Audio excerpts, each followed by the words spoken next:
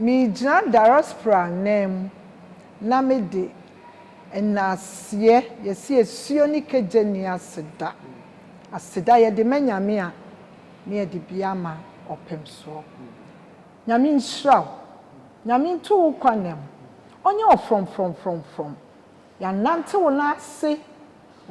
so ya nante ye no wanchichem wanyi ya ma wagiye nyina hye woyam papa nyame nhyiraw why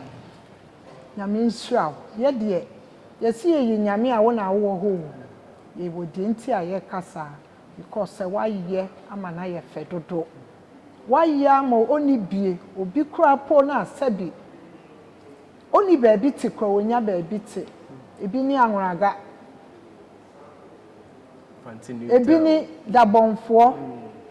de sremfo mekai eyi bi a mehweye na opemso ka se yenyina ye firi ho ene baaye enti yenyina ye ade baako ye nchichem but de anwanwa ne se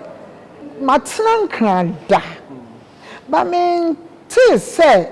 baby wo ho ayeka ne se Asantefo area I don't know se bia minimu a monkyere me ena enzemafo nso minim se ye wonzema ehene ewo krom ha na wo konso a wonhu bi enti ye nana opemso wagye ye nyinara won kyerkyerem ene wagye ye nyina na waboa ya no enti se ni 25th anniversary ba na de nwanwane se e was some add ne apple 25th 2 and 5 and also be 75